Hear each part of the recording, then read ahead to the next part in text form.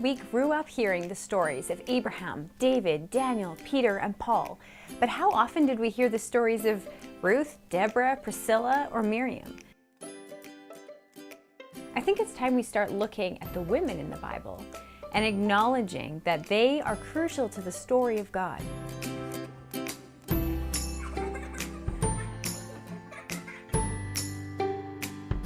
Hi, I'm Christy Thomas, the Bedtime Devo Mama. Did you grow up hearing stories about heroes of the faith? Even if you didn't grow up in the church, I bet you have a vague idea of who Noah is. You know, the guy who built the big boat. I bet you've heard the story of David and Goliath. And I'm sure you've heard of these guys, Matthew, Mark, Luke, and John. But did you also know that thousands of years ago, there were women that participated in Israelite leadership? Think of women like Deborah and Miriam, both who had leadership abilities and used them. Or Ruth and Naamah, women who descended from Lot's daughters and were woven into the lineage of Jesus. Or Mary Magdalene, the first evangelist. Priscilla, one of the first missionaries, and Junia, labeled an apostle of Jesus Christ. Huldah and Anna were both prophetesses held in great honor for sharing the words of God. And hello, Mary, the mother of Jesus Christ. God has used so many women in his story, and we've often just glossed over them, particularly when they don't marry somebody important like Esther did. Our girls and boys need to hear their stories too. Our kids need to hear the stories of women who followed God even when it was hard, who used their leadership gifts when it was culturally inappropriate, who had faith, who had courage, and who God used to share the gospel. God uses men and women, and both our girls and boys need to hear their stories.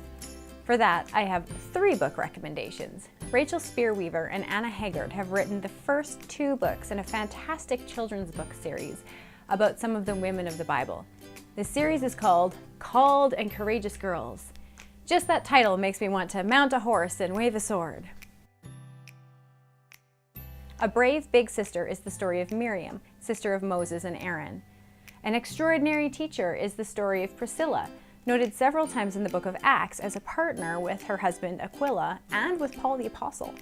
I particularly loved An Extraordinary Teacher because Priscilla's story shows us that God doesn't follow cultural norms. He delights in breaking our boxes of what should and shouldn't be done. Coming out soon is the 3rd book, all about Deborah. My boys have loved reading all these books. They are not just for girls. Now, if you have slightly older kids, Karen Rivendenera has done an amazing job of unmasking 17 women of the Bible in her book called Grit and Grace. Not only does she share their stories, but she also gives kids permission to wrestle with tough questions, which is incredibly valuable as part of our faith journey. So there you have it, several amazing books to introduce your kids to the women of the Bible. You can find all of these books on Amazon, and I'll provide the links in the description. Now, if you love the books that I have suggested, you can download my free list of the 10 best Christian picture books using the link in the description. And if you enjoyed this video, make sure that you subscribe on YouTube or like my Facebook page so you'll get notifications when new videos are up.